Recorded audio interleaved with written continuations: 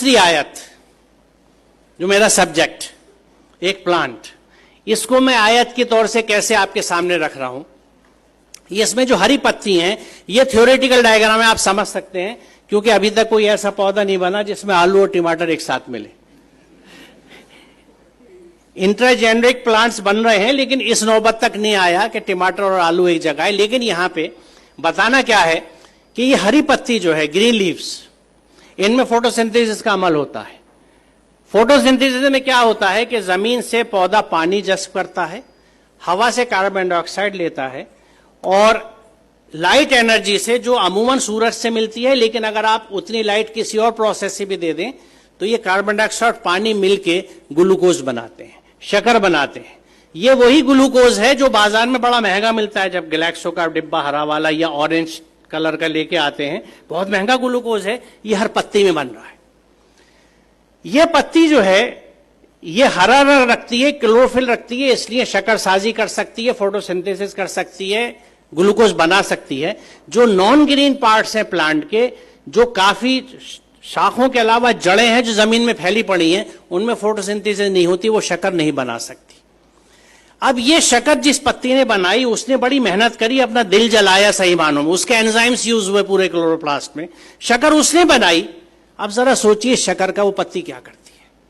वो इमीडिएटली उसको ट्रांसफर कर देती है नॉन ग्रीन पार्ट्स में, रूट्स को भेज देती है, शाखों को भेज देती है। वो कहीं नहीं कहती कि ये तो मैंने अपनी मेहनत से बनाया है, ये मैंने हासिल किया है, हाजा मिन फजल रब्बी, ये तो मेरा रब के फजल है, मैं तो एक बड़ी सी बिल्डिंग बनाऊंगा, महल बनाऊंगा, हाजा मिन फजल रब्बी लिख के लगाऊंगा।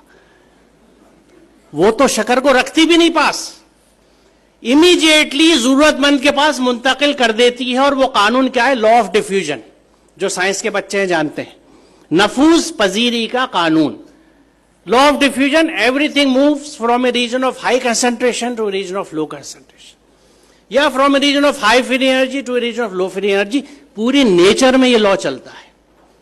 अगर मेरे जिस्म में ये चलना बंद हो जाए, क्या होगा? कल छुट्टी होगी यूनिवर्सिटी में, तो वाइस चांसलर एक्सपायर्ड, मर गया। कोई जानदार नहीं जी सकता, क्योंकि खून में जो गैस एक्सचेंज है हमारा, हीमोग्लोबिन जो ऑक्सीजन लेती है कार्बन डाइऑक्साइड देती है, या कार्बन डाइऑक्साइड लेती है ऑक्सीजन छोड़ती है, लंग्स के अंदर जो गैस एक्सचेंज है, एल्वियोलाई के अंदर, वो जो फेफड़ा इतना गुलाबी गुलाबी आपको दिखता है, माजरत के साथ कश्मीरियों जैसा, वो क्यों है ऐसा? क्योंकि उसमें ब्लड वेसल्स का सर्कुलेशन है। वो सर्कुलेशन गैस एक्सचेंज के लिए फाइन वेन्स, फाइन आर्टरीज, जिसमें आरबीसीज कार्बन डाइऑक्साइड और ऑक्सीजन को डिफ्यूजन के लॉस के तहत, डिफ्यूजन का कानून अगर नहीं चलेगा तो कोई जानदार एक सेकंड नहीं जी सकता। वो कानून क्या बताता है हमें कि रिसोर्सेज का फ्लो एज पर नीड होना चाहिए। क्या हमारे यहां होता है?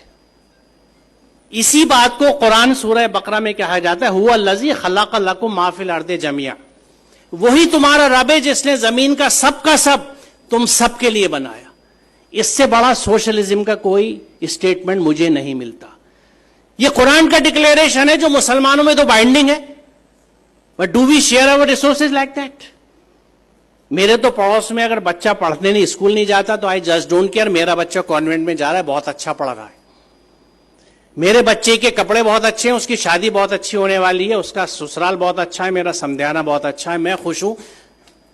अपने पड़ोस के घर के हाल नहीं जानता। हर गली मोहल्ले में या मोहल्लों को पार करके ऐसे लोग हैं, यतीम हैं, मिस्कीन हैं, जरूरतमंद हैं, कुछ कह देते हैं, कुछ इज्जत बचाए खामोश बैठे हैं। I just don't care.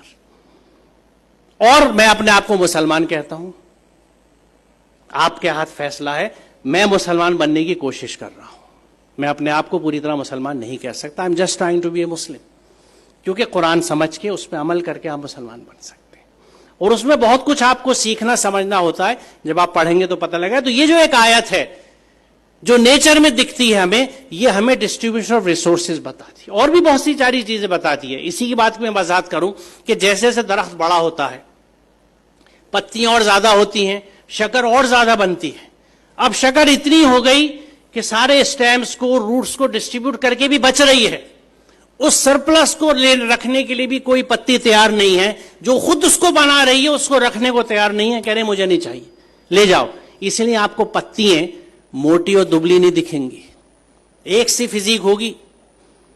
Fat deposition की गुंजाइश ही नहीं है, क्योंकि जब रिस्टोर करेंगे तो डिपॉजिट होगा। एक सा पतला पतला सा जिसे हर पत्ती का दिखेगा। सकुलेंट्स को छोड़ दीजिए, वो जो प्लांट्स हैं वो तो मोटी पत्ती होती है, वो डिफरेंट रीजन। तो फिर पत्ती क्या करे शकर का, वो कहते हैं मुझे नहीं रखना, तो वो अपने बैतुल माल में उसको जमा कर देते।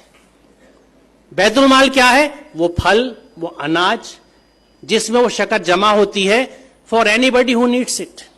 जिसको जरूरत है ले जाओ, ये मेरा सरप्लस था, मैंने इस फल की शक्ल में टांग दिया।